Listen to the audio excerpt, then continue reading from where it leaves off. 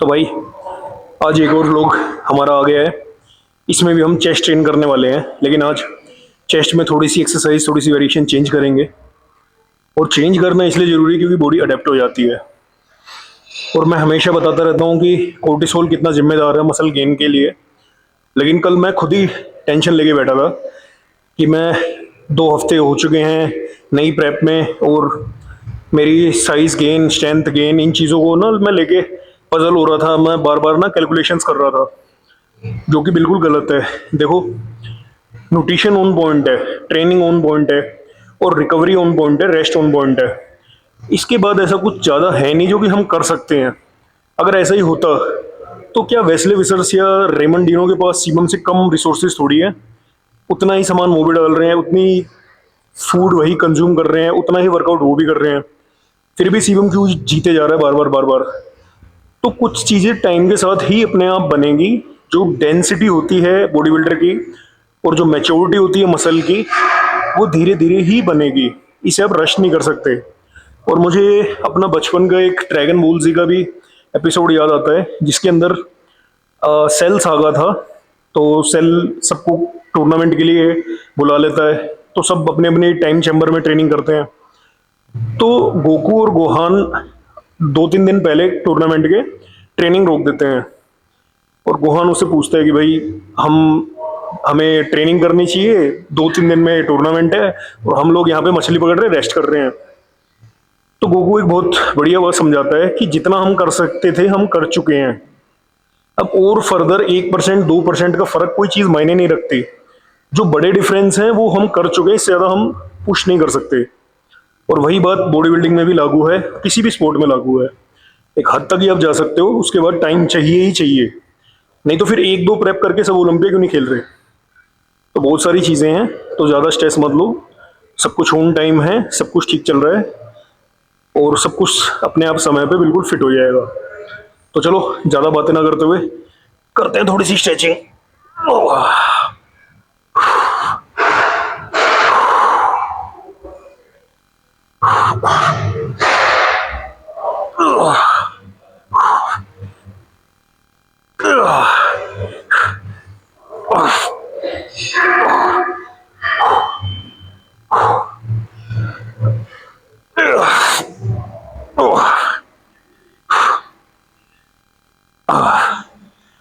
थोड़े से warm up set लेते हैं डंबल से, जो कि मैं ब्लॉग में नहीं डाल रहा हूँ।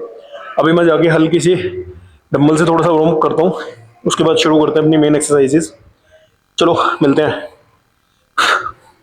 तो आज के सेशन में हम थोड़ी सी बेंच को चेंज कर रहे हैं। आज हम स्मिथ पे बेंच नहीं करेंगे, आज हम फ्री बेंचेस करेंगे, और कोशिश करेंगे मैक्सिमम स्ट्रेच रहे और अच्छे से मसल ट्रेन हो। जैसा मैंने बताया, ज़्यादा स्ट्रेस नहीं लेनी है किसी भी चीज़ की। तो चलो शुरू करते हैं। सबसे पहले एक वार्म अप सेट ले रहा हूँ, 50-70 kg से वार्म अप कर रहा हूँ मैं ज़रा।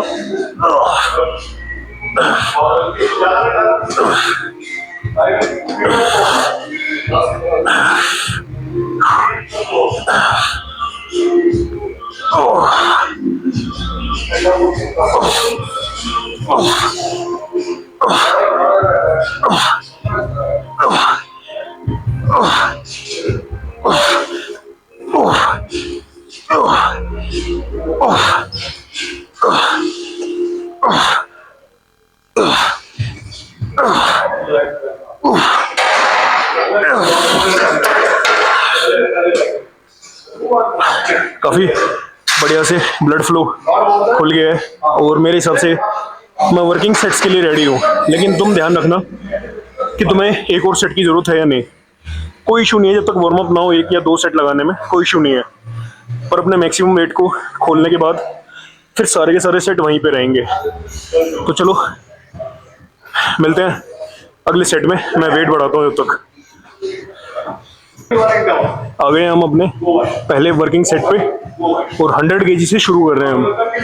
अब ये नहीं है कि मैं 120 लगाता हूँ तो 100 है, तो मैं कुछ कम रैप लगाऊंगा, नहीं। मैं फेलियर तक ही जाने की कोशिश करूंगा। 1-2 रैप बढ़ जाए तो अच्छी बात है। 100 में 14, 120 में 10, वही कहानी है। हाइपरट्रोफी के लिए 6 से ऊपर रैप रहने चाहिए, और ज़्यादा एक्सट्रीम जाओगे तो फिर कार्डियो होगी, 15-20 रैप वो हेल वीक में करेंगे, वो भी आएगा अभी, लेकिन अभी उसमें थोड़ा सा टाइम है। तो चलो लगाते हैं।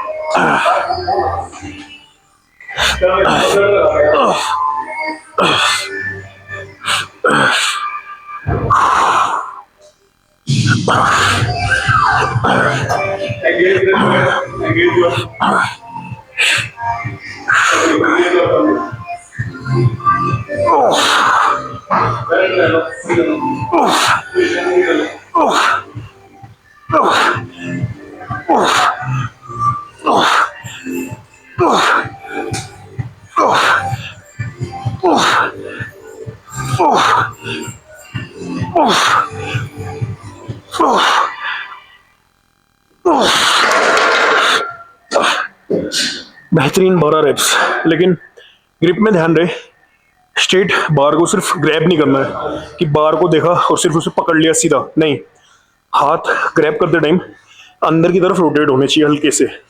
ये ग्रिप हो गई। जब मैक्सिमम स्ट्रेंथ आउटपुट आएगा, जब ये हड्डी के ऊपर बार आएगी, ये ध्यान रखना, सीधा बार को ग्रैब करना काम नहीं बनाएगा, क्योंकि ये स्मिथ नहीं है कि इधर उधर हो भी जाए तो कोई दिक्कत नहीं, चल जाएगा। मैक्सिमम आउटपुट के लिए हैंड्स हल्के से अंदर की तरफ और ये हड्डी के ऊपर बार, मैक्सिमम स्ट्रेंथ यही है, क्योंकि सही टेक्निक का होना बहुत जरूरी है। चलो मिलते हैं अगले सेट में। तो भाई आज के व्लॉग में भी हमारे साथ मिस्टर जोशुआ हमारे साथ ही है। चलो लगाते हैं बेंच। अब मैं, ये है सेकंड वर्किंग सेट और हम आ चुके हैं 120 की बेंच पे। तो अब 120 से चलते हैं और कोशिश रहेगी 6 7 8 रेप्स आए, क्योंकि 100 से 12 आए हैं तो यहाँ 8 तो आने ही चाहिए मेरे अंदाजे से। तो चलो, स्मिथ और ये डिफरेंट स्पोर्ट है, अपनी ट्रेनिंग में हमेशा दोनों को ऐड करते रहना, फ्री वेट्स भी और स्मिथ भी। स्मिथ बिल्कुल प्रिसाइज मूवमेंट है, मसल ज़्यादा लोड लेती है, लेकिन यहाँ पर मसल के साथ साथ मोटरी यूनिट्स भी चलती हैं बैलेंस बनाने के लिए। बैलेंस भी तो बनाना पड़ेगा बार का, तो वो भी है, तो ये भी ज़रूर ऐड रखो। चलो लगाते हैं अपना सेट।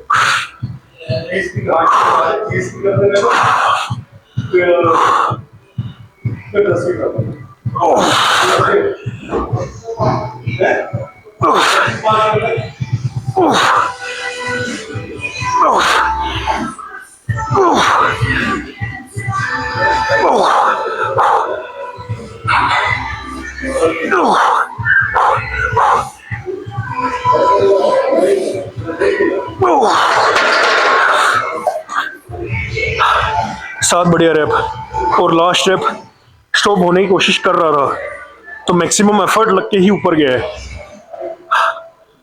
तो अगले सेट पे चलते हैं। 10 किलो कम करना हाइपरट्रोफी के लिए बहुत बढ़िया रहेगा, क्योंकि ये सिर्फ हाइपरट्रोफी रेंज तक पहुंचे हैं, हाइपरट्रोफी रेंज में नहीं है, तो मुझे थोड़ा सा वजन कम करना पड़ेगा। ये चीज़ें थोड़ी थोड़ी ध्यान रखा करो। चलो अगली में 110 करते हैं और दोबारा करते हैं। तो अब हमने थोड़ा सा वजन बार पे घटा दिया है ताकि 10 के आसपास रैप रहे, ज़्यादा लोअर साइड पे ना रहे, लेकिन 120 से भी हमें कोई दिक्कत नहीं है। 6 रैप बढ़िया थे, छठा बिल्कुल फेलियर तक गया, तो कोई भी हमें दिक्कत नहीं है। थोड़ा सा वेट ऊपर नीचे होना कोई बड़ी बात नहीं है, हर रोज़ हर दिन एक जैसा नहीं होता। तो चलो लगाते हैं अपना अगला सेट।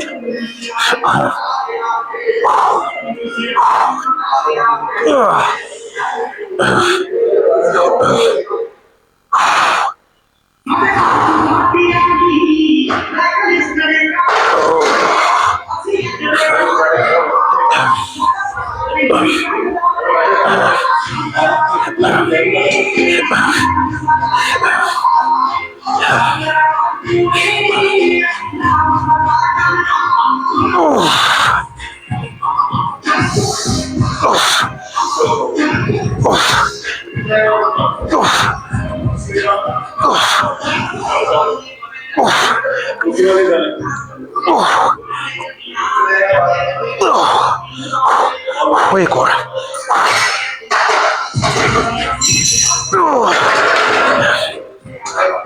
बहुत ही बढ़िया, काफी बढ़िया स्क्वीज। चलो एक सेट और लेंगे, थोड़ा सा वजन और कम करके, और 10 रेप सो पे ही लगाते हैं दोबारा। चलो मिलते हैं अगले सेट में। चलो अपना लास्ट सेट लगा रहे हैं बेंच पे, इसके बाद इंक्लाइन पे स्विच करेंगे और आज सुपर सेट रखेंगे इंक्लाइन के फ्री वेट के साथ। सुपर सेट वो कैसे करना वो बताता हूँ। चलो लगाते हैं अपना फाइनल सेट।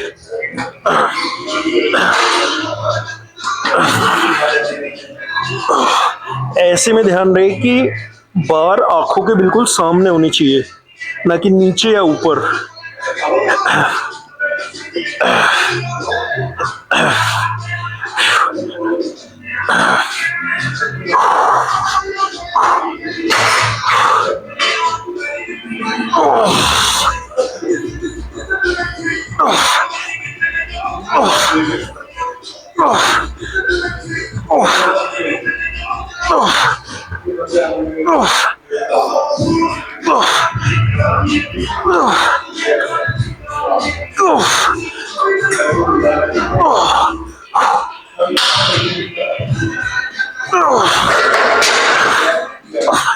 फिर से 11 रैप है, लेकिन जो हम 120 और 110 पे घूम आए ना, और सब में फेलियर तक थे, उससे हाइपरट्रोफी में बहुत फर्क पड़ेगा। मसल को ज़्यादा स्टिमुलस मिल रहा है, ज़्यादा वेट, ज़्यादा रेप्स, फेलियर, फिर वेट कम करके फिर से फेलियर। तो ये चीज़ें बहुत काम आती है हाइपरट्रोफी में। चलो मैं अगला सेटअप करता हूँ, मिलते अगले एक्सरसाइज में। तो आ गए हम अपने अगले सुपर सेट पे। इसके अंदर इंक्लाइन बेंच है और डंबल लो टू हाई है। मैंने 10 किलो लिए, अब अपने हिसाब से लेना। और बार पे सिर्फ एक 25 की प्लेट है। ज़्यादा हैवी में इसलिए नहीं जा रहा हूँ क्योंकि एक सुपर सेट है और यहाँ पे काम है मसल को तोड़ना, क्योंकि 6-7 रेपों में वो बात बनती नहीं है जो बननी चाहिए। तो मेरे ख्याल से सही रेप रेंज इसमें 10 से 12 रेप चाहिए ही चाहिए, वो भी बढ़िया स्क्वीज के साथ। तो चलो शुरू करते हैं।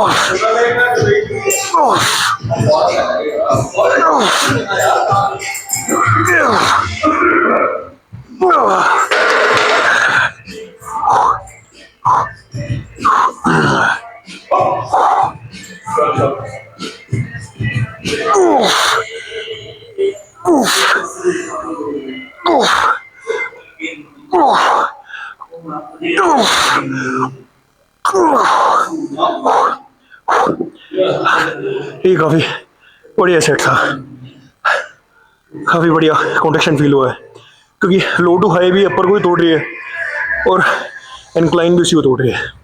काफी बढ़िया सेट। इसके 3 ही सेट रखेंगे, काफी थकाने वाला है। चलो अगले सेट में मिलते हैं। तो आ गए हम अपने सेकंड सेट पे।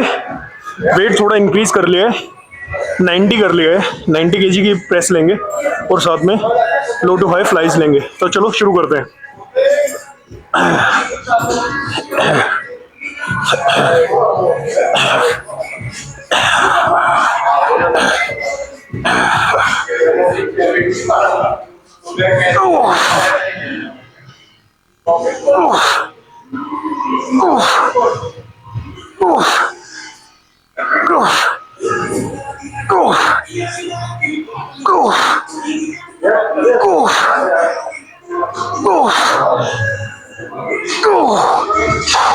एक रैप और रिजर्व है।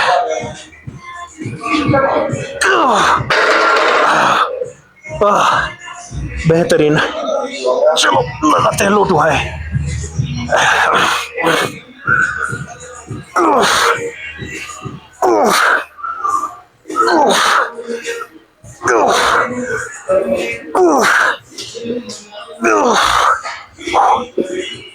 बेहतरीन।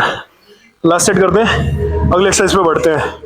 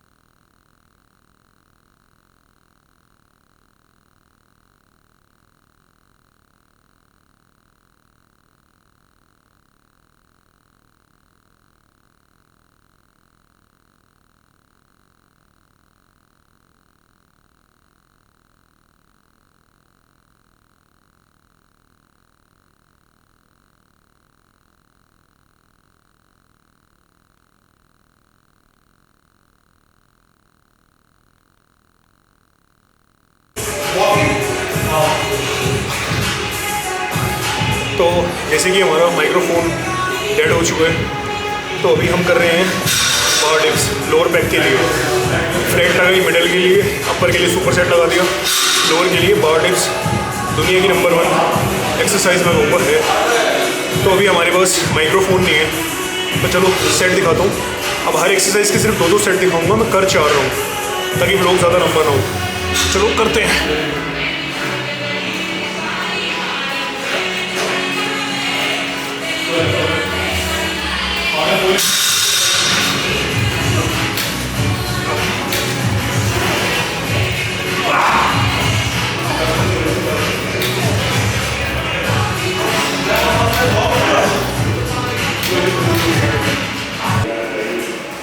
तो लगाते हैं अपना सेकंड सेट, और इसके बाद मैं 2 सेट और लूँगा और आपसे मिलूँगा अगली एक्सरसाइज के अंदर। चलो करते हैं पूरा।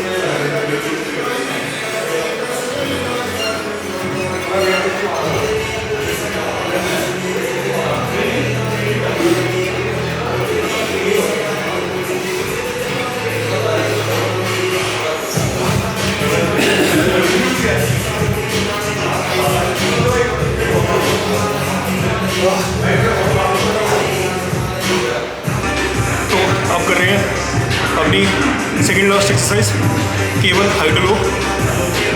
इसके भी मैं 2 सेट दिखाऊंगा, मैं 4 करूंगा। तो चलो करते हैं स्टार्ट।